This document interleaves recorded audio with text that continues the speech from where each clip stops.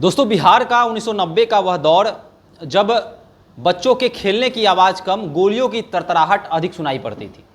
आपको बता दें कि लालू यादव का वह राज था जिसे जंगल राज कहा जाता था। लोग कहते थे कि लालू राज में जो है अपराधियों के हौसले बुलंद हैं।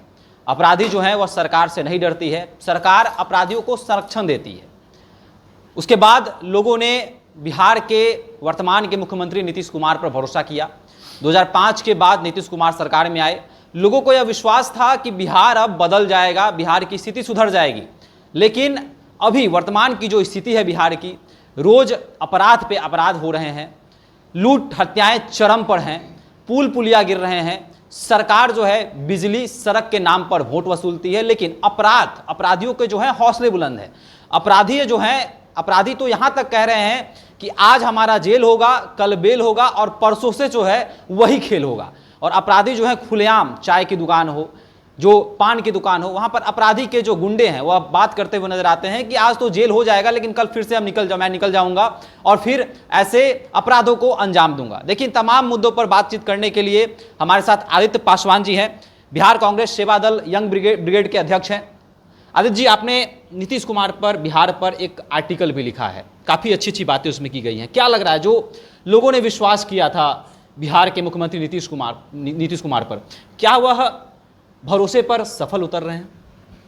देखिए, सबसे पहले तो मैं ये बोलना चाहूँगा कि जिसकी चर्चा आपने की अपराध की, तो अपराध जो है ना वो एक ग्लोबल फिनोमिनन है। वो दुनिया के हर कोने में है, कहीं कम कहीं ज़्यादा। डेफिनेटली 90 के दौर में बिहार में अपराध था, लेकिन उस दौर को लोग वो एक समाजवाद का भी दौर था। जो पिछली पंक्ति में हमारा भाई बैठा हुआ था, आप याद कीजिए कि उस दौर के पहले जब लालू यादव मुख्यमंत्री बने, उसके पहले किस तरह से हाशिए पे जो पिछड़ा समाज है वो था, अनुसूचित जाति जनजाति था।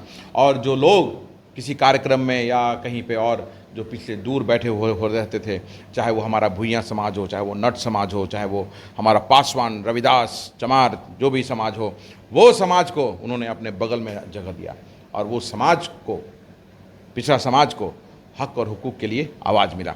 ठीक है, डेवलपमेंट का दौर वो नहीं था, उस समय नहीं हुआ, लेकिन उसके बाद 2005 में एक ऐसे व्यक्ति को सत्ता दिया गया जो एक पढ़ा लिखा था और वो इसी आधार पे सत्ता पे आया कि वो ऐसा काम करेंगे और बिहार को एक प्रगति की तरफ ले जाएंगे और बिहार भी एक अग्रणी प्रदेश बनेगा। और डेफिनेटली 2005 से 2010 तक वो काम भी हुआ।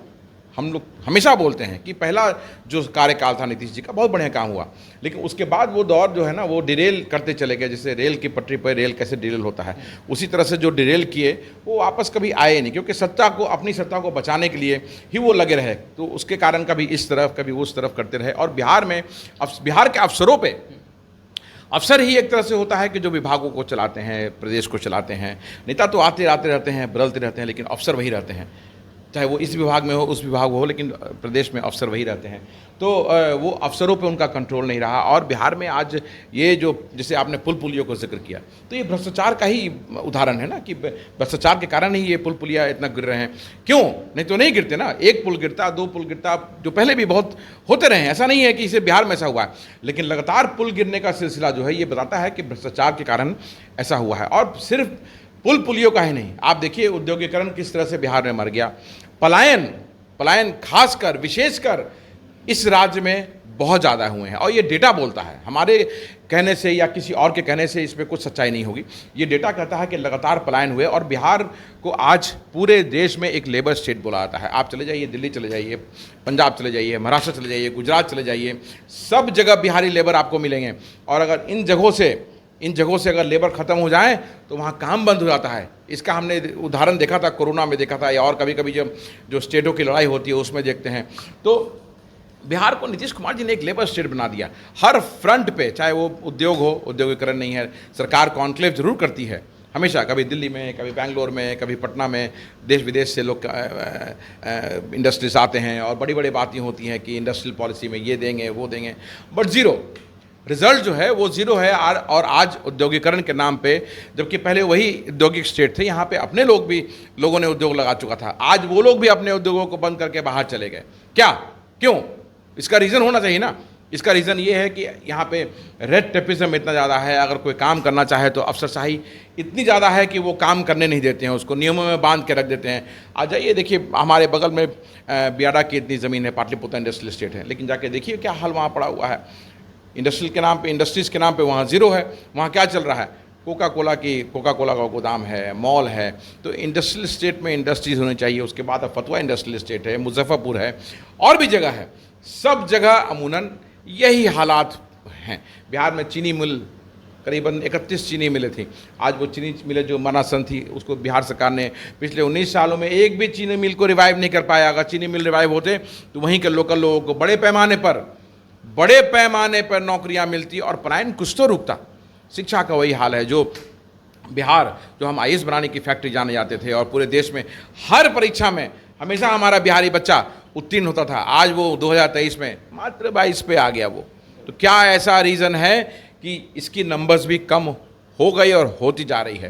तो मुझे लगता है कि नीतीश कुमार जी को सेल्फ इंट्रोस्पेक्शन जो है ना, वो करने की बहुत ज़रूरत है। लेकिन वो करेंगे नहीं, क्योंकि उन्हें सिर्फ जो मतलब है वो सत्ता से, क्योंकि वो जानते हैं कभी भाजपा के साइड में, कभी इंडिया अलायंस के साइड में आएंगे तो सत्ता वो उन्हें उनका बरकरार रहेगा। लेकिन मुझे लगता है कि बिहार की जनता के साथ साथ अब जो अलग अलग विभिन्न दल के नेता भी हैं, वो समझ चुके हैं कि नीतीश कुमार जी बिल्कुल थक चुके हैं और उनको अब सत्ता में नहीं रहना चाहिए। आज बिहार में अपना रेवेन्यू जनरेशन कुछ नहीं है। बिजली को छोड़ करके रेवेन्यू जनरेशन नहीं है। जो एक लिकर से था, उन्हें बिना सोचे समझे वो शराबबंदी कर दी गई, और वो शराबबंदी के कारण आज जो है एक नया फाइनेंशियल क्राइम सिंडिकेट का गठन हो गया है। और आप जगह जगह घर जो भी, जिसको भी अल्कोहल चाहिए, अब दुकानों में नहीं जाना पड़ रहा है, घरों में पहुंच रहा है। ये सब जानते हैं। ऐसा तो नहीं है कि मुख्यमंत्री जी नहीं जानते होंगे, लेकिन एक ऐसी जिद जो आपके रेवेन्यू को मार रही है, एक ऐसी जिद जो आज युवा पीढ़ी को एक ऐसे नशे में की तरफ ठेल रहा है जो कि बिल्कुल गलत है। आज लोग, बच्चे ड्रग्स की तरफ जा रहे हैं। क्यों?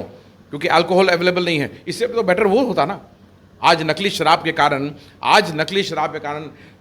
हमेशा हमको सुनने को मिलता है हम लोगों की हर जिले में मौतें हो रही है। सरकार उसे दबा देती है और बड़े पैमाने पे शराब का व्यवसाय यहाँ पे दूसरे प्रदेशों से लाके हो रहा है। सब तरफ से बॉर्डर खुला हुआ है। आप इधर उत्तर प्रदेश देखिए, आप झारखंड देखिए, छत्तीसगढ़ देखिए, बंगाल देखिए, कैसे आप रोक लेंगे? तो इस चीज़ को तो निरस्त कर देना चाहिए। और इसमें सबसे ज़्यादा मारा गया कौन? इसमें सबसे ज़्यादा मारा गया हमारा दलित समाज जो है, हमारा जो पिछड़ा समाज है। उन्हीं लोगों को पकड़ के जेल में बंद कर दिया जाता है। क्या शराब पीना कोई इतना बड़ा गुनाह है कि आप उसकी जीविका छीन करके उसे जेल में बंद कर देंगे? आप उसको जेल में, अगर वो कोई एक आदमी जो दिन का दिहाड़ी मजदूर है, उसे अगर जेल में बंद करते हैं तो उसका परिवार भूखों मरने पर आता है। ये कहाँ का न्याय है? ये लोग आज इस चीज़ को समझ चुके हैं, क्योंकि एक नहीं, असंख्य हमारे गरीब भाई शराबबंदी के कारण जेलों में गए। अच्छा, क्या कारण है आदित्य जी? क्या लगता है नीतीश कुमार पर क्या ऊपरी कुछ दबाव है? क्योंकि जो नीतीश कुमार, आपने जैसा जिक्र किया कि 2005 से 2010 का जो समय था वह काफ़ी अच्छा समय रहा, लेकिन आखिर क्या कारण है जो नीतीश कुमार जो भी डिसीजन लेते हैं वो अच्छे से इम्प्लीमेंट नहीं हो पाता है राज्य में? चाहे वह शराबबंदी हो जाए या फिर जो भी डिसीजन नीतीश कुमार का है, शराबबंदी में भी जो है अब उसको भी जो है लोग जो है पैसे देकर छूट जा रहे हैं, तमाम तरह की चीज़ें हैं। तो क्या लग रहा है कि ऊपरी दबाव कुछ नीतीश कुमार पर है? जो नीतीश कुमार कभी विद्रोही के रूप में, मतलब किसी बात पर मुखरता से बोलते भी थे, आज संत बने हुए हैं। नीतीश कुमार जी को अपनी कुर्सी बचाने से फुर्सत नहीं है। सबसे बड़ा प्रॉब्लम ये है। और दूसरा कि बिहार के अफसरों पे उनका कंट्रोल नहीं है। वही जो 4-5 ऑफिसर हैं, आपको वो सब लोग बिहार में जानते हैं कि वो 4-5 ऑफिसर कौन हैं। वही पूरे बिहार को चला रहे हैं और वही पूरे बिहार में भ्रष्टाचार का खेल रहे हैं। तो अब मुझे लगता है कि नीतीश कुमार जी बुरी तरह से डिरेल हो चुके हैं और वो वापस भी आना चाहेंगे, क्योंकि स्थिति बद से बदतर हो गई है। आज बिहार, हम जहाँ खड़े हैं, बिहार को एक लेबर स्टेट बोला जाता है। बिहार में कोई डेवलपमेंट नहीं है। यहाँ के बच्चे, चाहे वो पढ़ने के लिए हो, बाहर चले जा रहे हैं। जो भी अच्छे घर के थोड़े लड़के हैं वो बाहर चले जाते हैं, जिनको काम करना है वो बाहर चले जाते हैं। नॉर्मल जो 10-15 हज़ार 20 हज़ार काम करने वाले हैं वो भी पलायन करके दिल्ली, बॉम्बे, गुजरात जा रहे हैं। तो आपने बिहार को क्या बना दिया भाई? आप ना ही नौकरी दे पा रहे हैं, ना ही शिक्षा दे पा रहे हैं, ना लोगों की सुरक्षा कर पा रहे हैं। आज बिहार में दलित, महादलित की लगातार हत्या हो रही है। उसके एक नहीं, बहुत सारे एग्जाम्पल हैं। अभी मुजफ्फरपुर पारू में एक बच्ची की जिस निर्ममता से हत्या कर दी गई, हमारे कांग्रेस के सभी साथी वहाँ गए, हम लोगों ने उनके लिए आवाज़ उठाया और बच्ची को न्याय मिला।